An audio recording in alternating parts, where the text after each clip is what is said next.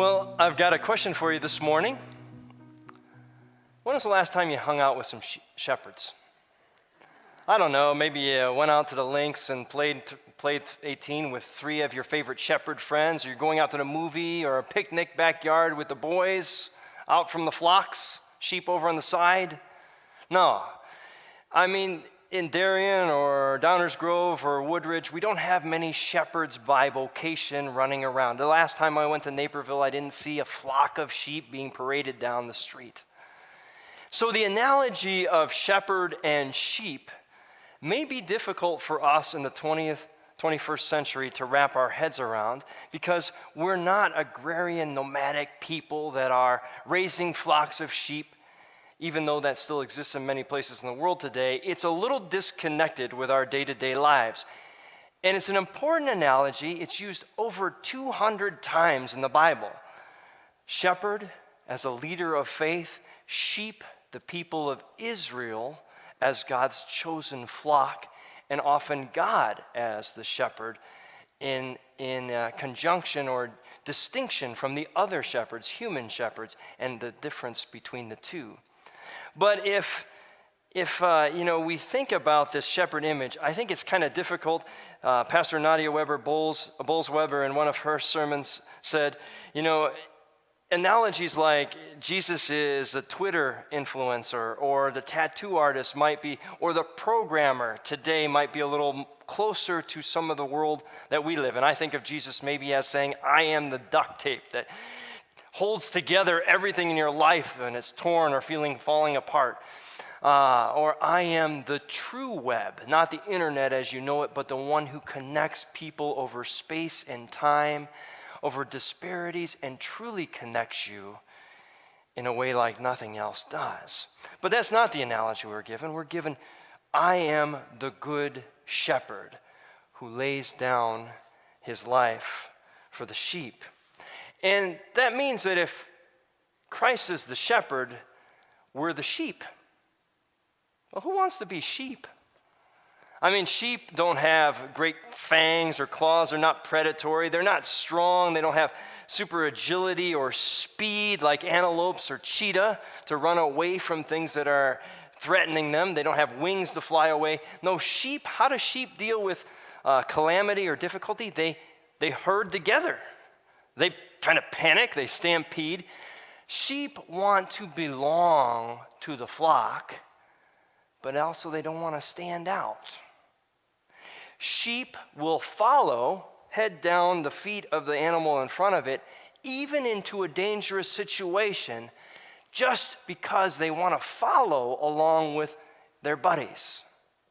I'm so glad the Bible talks about sheep and not people. I mean, these things have nothing to do with us. Sheep might actually follow each other into dangerous situations without thinking about the consequence. Sheep might even not recognize the wolves among them and let them right into their lives. Again, I'm glad it's talking about sheep and not people. This herd mentality, no independent thought, sheeple kind of things. No, that doesn't happen today. My former homiletics professor, Will Williman, used to say, Christ tells us, I am the good shepherd, the loving, searching, sacrificing one who knows the sheep inside and out by name. You are the sheep. The wayward, inept, wandering, lost, totally dependent on me, bovidae, hollow-horned, ovis aria, docile, dumb, domesticated sheep.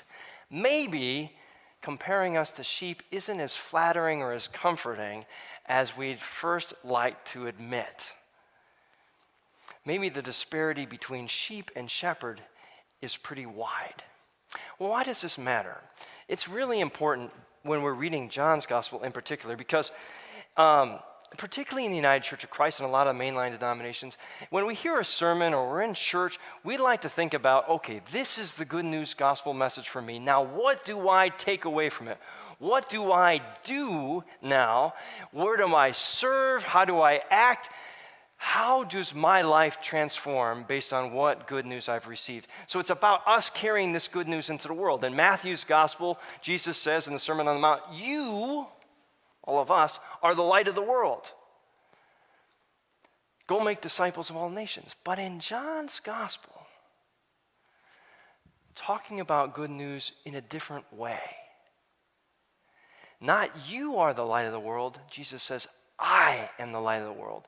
This gospel wants to talk about the things that the shepherd does apart from anything that we do. In fact, the things that Jesus does in reconciling us, healing us, entering into our broken, ruined, sometimes ashamed, regret situations, our prejudices, our failures, and does the heavy lifting, even the places that we'd like to change but struggle to do so. Let me give you another example of that kind of difference in the tone of how they're talking. Matthew's gospel, at the feeding of the 5,000, you remember the story? Jesus says, or the disciples rather say, where are we going to get enough food to feed all these people? And Jesus says, you guys are going to feed them. And they gather up some loaves, 5 loaves of bread, 2 fish, and they go out, the disciples, and feed the people, right? You with me? In John's gospel, Jesus feeds everybody. The disciples aren't out there passing around the food. No, it's Jesus. Difference. What the shepherd is about, what the shepherd is doing over and beyond what his followers are doing.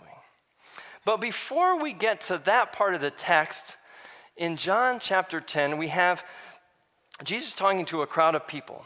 He has just gotten done with a heated debate with some Pharisees because he's healed a blind man on the Sabbath.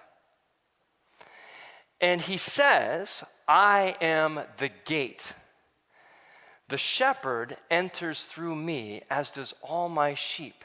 Anyone who enters through me will have life.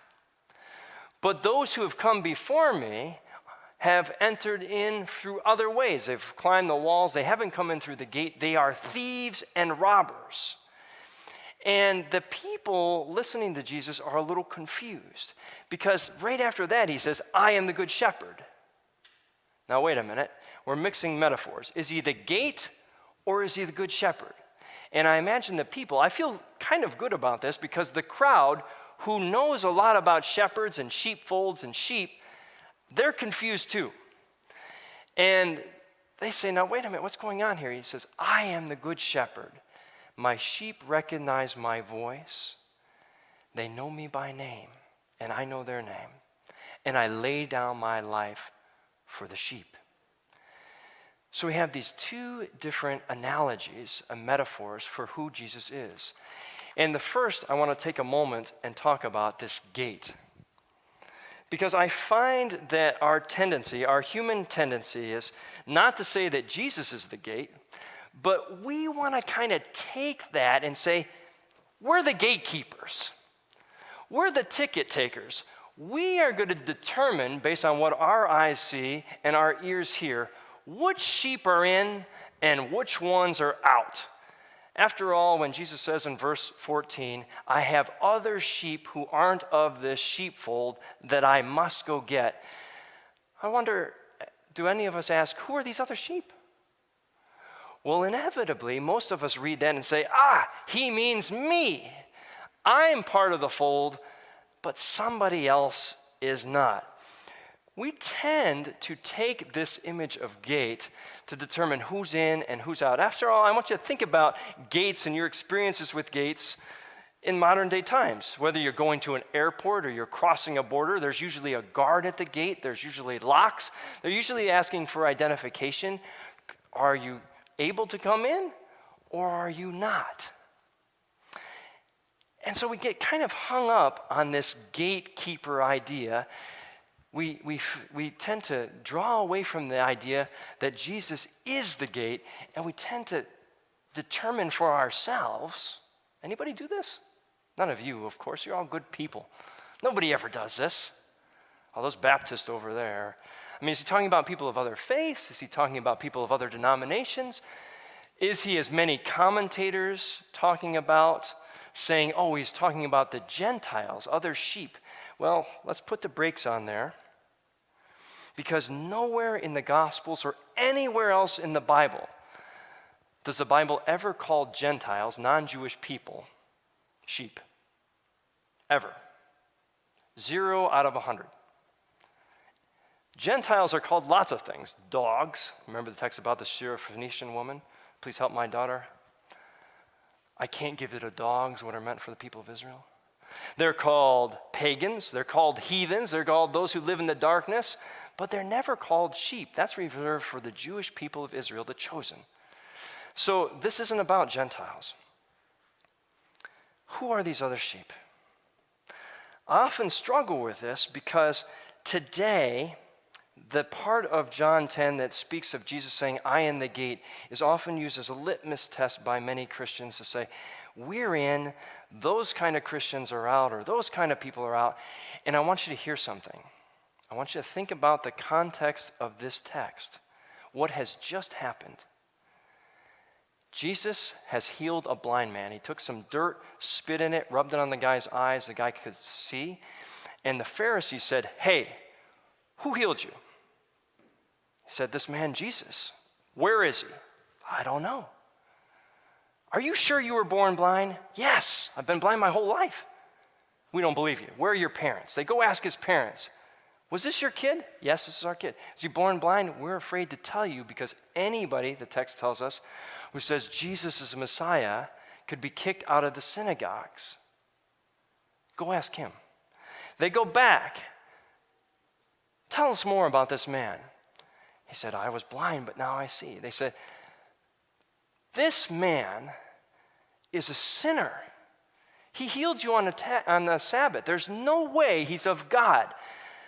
Where does he come from? And the blind man says, I don't know where he came from, but are you telling me that your faith leaders, you live, breathe the scripture, you say you love God, yet this man has healed my eyes, and you say you don't know where he came from?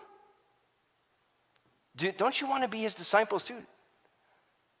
You were born a sinner from life, and you dare to lecture us about faith?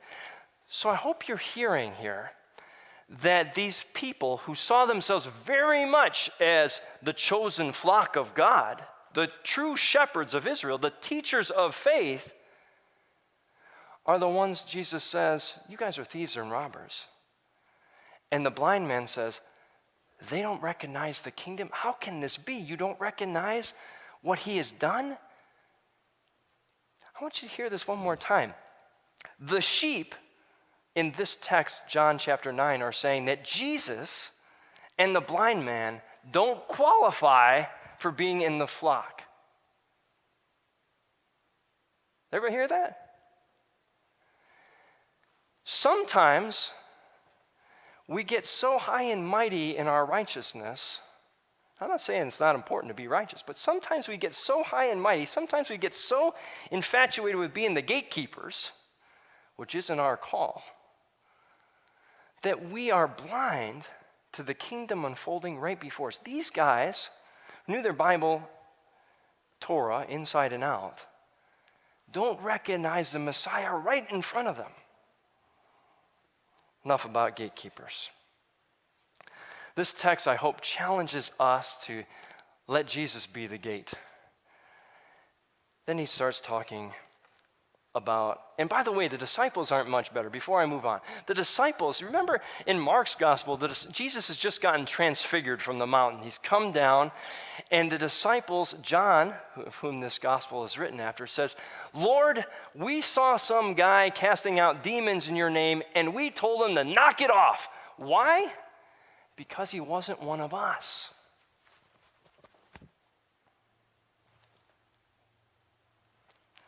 Again, 2,000 years ago, we don't do this. We don't play those kind of games today, thank God. Thank God we're more gracious to each other, and we're not playing who's in and who's not, and whose kid is better or whose dog is smarter than their honor roll student. We don't play those kind of comparison games when it comes to eternity, thank goodness. My goodness. Oy vey. But Jesus says, I'm the good shepherd who lays down his life for the sheep. Again, I want you to go back what John is saying. Jesus, this Messiah, doing what we cannot in our earthly lives or have not been able to do. My grandmother, throughout her life, when she was just a young girl in the 1920s. Her mother, when she was 10 years old, walked out on the family. She went to go to actually to, not, I wouldn't call it a convent, but went to help the priests, went to serve in the church, sold all my grandma's toys to give them to kids who needed them most. My grandma came home, her room was empty, her mom was gone, and that was it. And didn't come back. Her mom and dad divorced that year. And whenever my mother or her siblings would talk about grandma, her mom, she would not be able to finish a sentence about her earthly mother. Such was the pain of what had transpired between her and her family. Her kid sister, as many siblings are, would come to my grandmother in times of need, asking her to help bail her out for a debt or help her here and there or in a relationship, and time again burnt her. Time and time again abused her trust, took advantage of her, and then left and was gone for years. Wouldn't talk to her.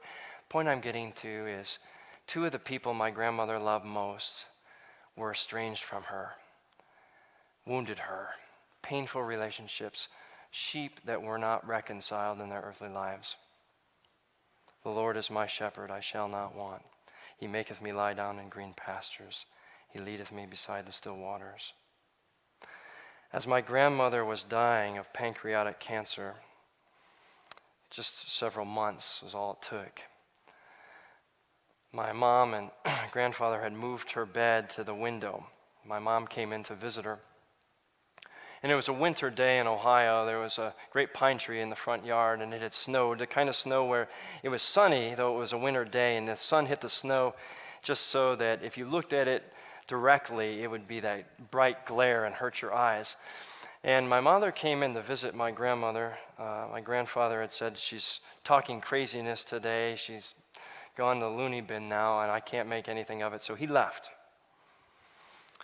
And my mom came to her bedside, and she saw my grandmother intently talking to someone out beyond the window. And at first, she thought, she's talking to my dad, my mom's dad, my grandpa, her first husband, who was the love of her life. And then she listened, and she realized that my grandmother was talking to her sister. Remember the one I said who had burnt her, abused her trust, not talked to her for decades at a time? And they were laughing. And there was peace. And it was a beautiful conversation. My grandmother turned to my mom and said, "Oh, hi, honey." And then turned right beside her and started talking in a child's voice and giggling and laughing and talking to her mother.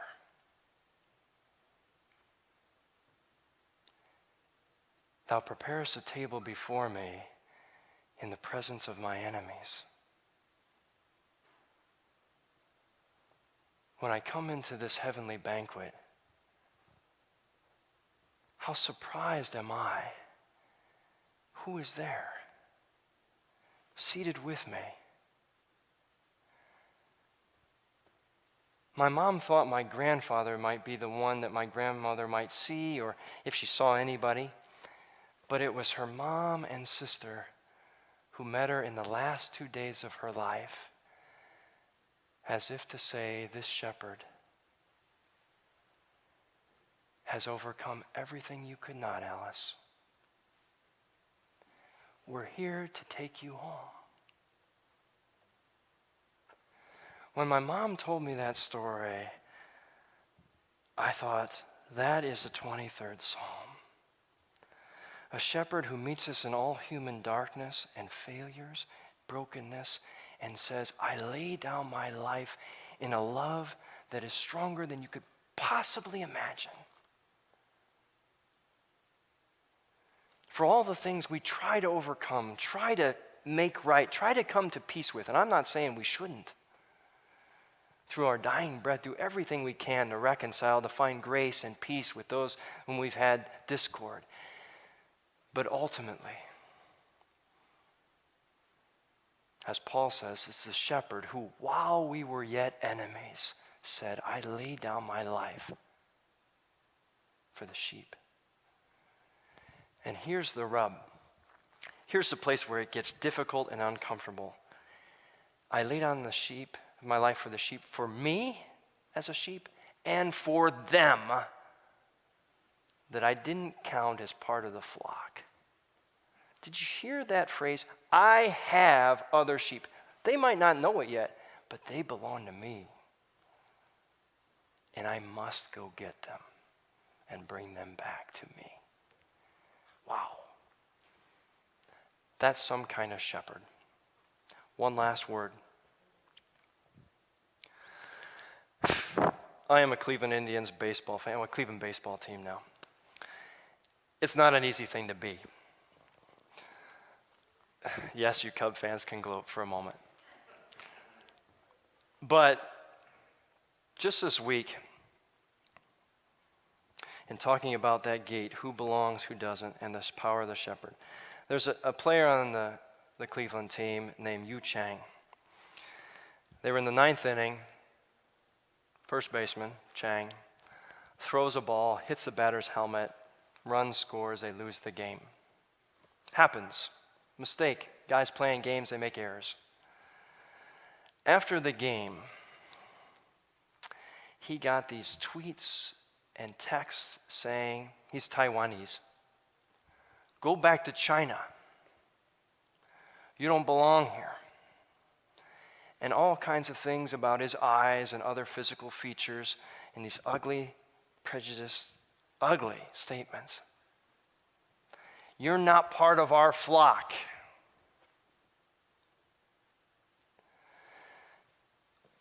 There's a lot of work also for us as followers, those who recognize the voice of the shepherd, in our day-to-day living, in the temptation to say, you don't belong, you're not one of us, you're not of this fold, lest we be blind, like the Pharisees who said to the blind man, we don't know where this guy comes from, but we know he's a sinful man, and don't you dare to lecture us, because we're the ones who count the sheep. I lay down my life for them and for you, because I am a good shepherd, unlike any you've ever seen. Amen.